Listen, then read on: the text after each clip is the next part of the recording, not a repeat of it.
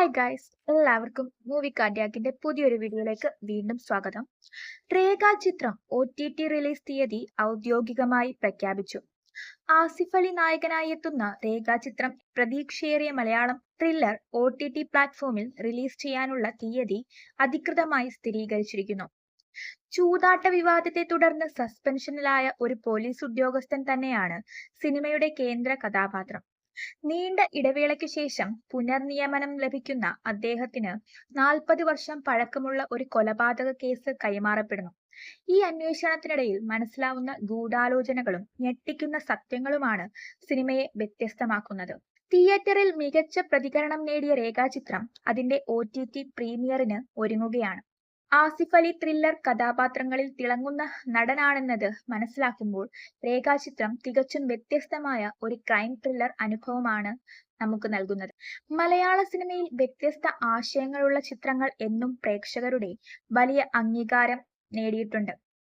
ആസിഫ് അലി പ്രധാന കഥാപാത്രമായി എത്തുന്ന രേഖാചിത്രം തിയേറ്ററുകളിൽ നിരൂപക പ്രശംസ നേടിയ ഒരു ക്രൈം ത്രില്ലറാണ്. ഇപ്പോൾ ഈ ഹൈലി ആന്റിസിപ്പേറ്റഡ് ചിത്രം OTT റിലീസിന് ഒരുങ്ങുകയാണ്.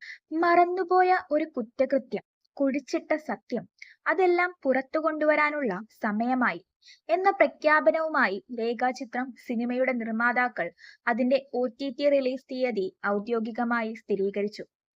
2025 മാർച്ച് 7-ാം തീയതി സോണി ലൈവിലൂടെയാണ് OTT റിലീസ് നടക്കുന്നത്. ആസിഫ് അലി അവതരിപ്പിക്കുന്ന ശക്തമായ കഥാപാത്രം, ത്രില്ലിംഗ് നറേറ്റീവ്, ഇന്നസെന്റ്, ശ്യാം പുഷ്കർ, ഷൈൻ ടോം ചാക്കോ എന്നിവരടങ്ങുന്ന വമ്പൻ താരനിര എല്ലാം ചേർന്നു രേഖാചിത്രം മലയാള സിനിമയിൽ ഏറെ പ്രതീക്ഷയുള്ള ഒരു ക്രൈം ത്രില്ലറായി മാറുന്നു. മലയാളം, ഹിന്ദി, തമിഴ്, തെലുങ്ക്, കന്നഡ എന്നീ ഭാഷകളിലാണ് സിനിമ OTT റിലീസിനായി ഒരുങ്ങുന്നത്. ആസിഫ് അലിയോടൊപ്പം അനശ്വര രാജൻ, മനോജ് K ജയൻ, സിദ്ദിഖ്, ജഗദീഷ്, സായികുമാർ, ഹരിശ്രീ അശോകൻ, ഇന്ദ്രൻസ് എന്നിവരും പ്രധാന കഥാപാത്രങ്ങളെ അവതരിപ്പിക്കുന്നു.